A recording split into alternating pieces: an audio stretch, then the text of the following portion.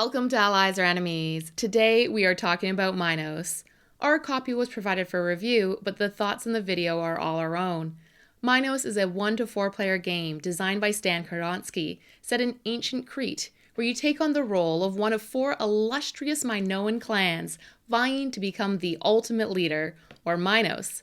It's an abstract civ building game that combines engine building, dice drafting, and a lot of combos. And like the Minoans themselves, is much more about clever thinking than brute force. But we'll come back to that later. First, let's look at how it plays. You start the game with a randomly assigned starting card, taking all of the stuff on it and adding a castle and a warrior to the map, as well as a player board full of potential stuff to build. At the start of each round, players draft and then place dice on the actions. Remember here, the lower numbers get to take the more powerful spots, but higher numbers will act first. If any combination of same or gray colored dice add up to 9, you get to move up the corresponding track.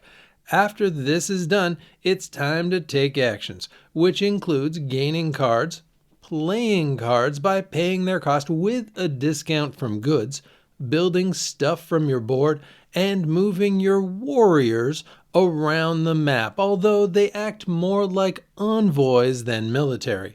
During all of this, you're also trying to move up the progress tracks for immediate and ongoing bonuses, move up the trade routes for income bonuses, defeating the sea people for bonuses and points, achieving various goals that are on the vases, and placing cards into your palace to provide bonuses every time you use certain actions or dice.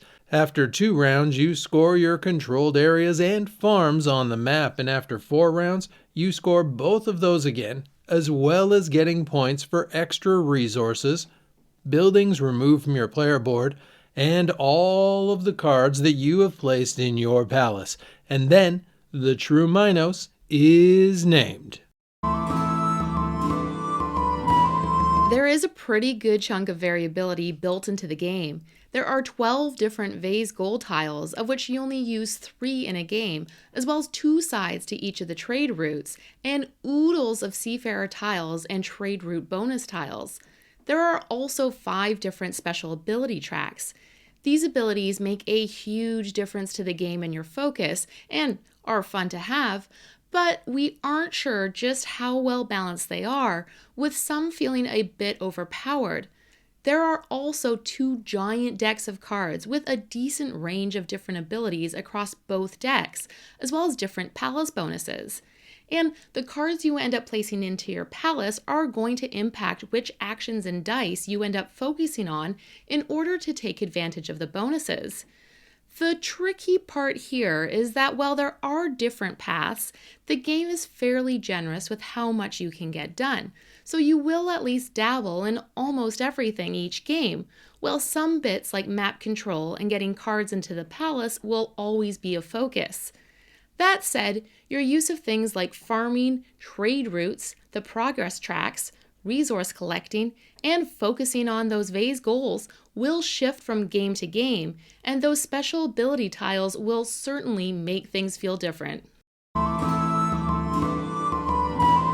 This is probably the biggest tricky point of Minos. Because of its propensity for combos, turns in Minos can be long.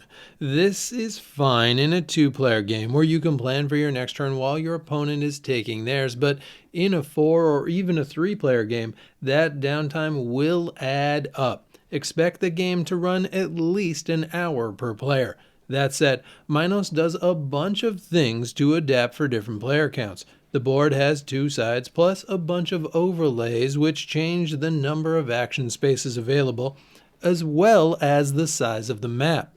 At 3 or 4 players, that map and the drafting and jockeying for action spaces will obviously have a bit more interaction, but we were pleasantly surprised by how well both of those things still work at 2 players. Taking and placing the dice on the action spaces becomes a real game of cat and mouse, and the map is more of an abstract strategy game than a battle, as players don't really remove each other's warriors, so it feels a bit like a chess match. There is also a solo mode which has a full opponent that uses a deck of cards to draft and place dice, and then uses simple versions of the player actions. It has a few hiccups, but it is surprisingly easy to control, although it's maybe a bit too tough to beat, even on the easiest level. By Eurogame standards, this is a fairly pretty game. The board is big and bright and has some nice details. We especially like the people planning around the map. The player boards are double layered, and the wooden tokens are all nicely screen printed. And the dice trays are a really smart solution and work well.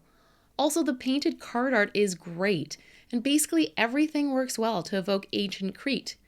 Most importantly, the icons are surprisingly clear for a game with this much going on, and after our first game, we have barely had to go back to the rulebook. And the stuff they added for 2-player all works well, especially the volcanic map overlay. Our only complaint is that perhaps the player boards could have used something to raise them a smidge to make it easier to slide cards under, and maybe some icons to help organize them once they're there. Also, you have to provide your own bag for the solo mode randomizer, but otherwise, it's solid throughout. Minos is going to have its admirers, but it isn't going to be for everyone. On the plus side, it's very thematic, even adding some great historical context to the rulebook to help frame everything, and it provides a lot of room to create big, powerful combos that can feel great when you connect all the dots. But on the downside, those combos can add up and leave others sitting and watching while you run through all of your actions.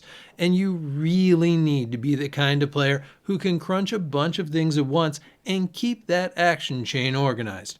Also, while some will enjoy the more abstract strategy of the battle-free area control, others will see a map and expect a bit more direct combat. Still, Minos will appeal to folks who like a big abstract civ game, and for people that like a system that offers a lot of interconnected actions and a few different paths to combos and don't mind a good chunk of extra thinking time, Minos is worth a play, but unless you've got a full day, maybe just try it at 2 players first.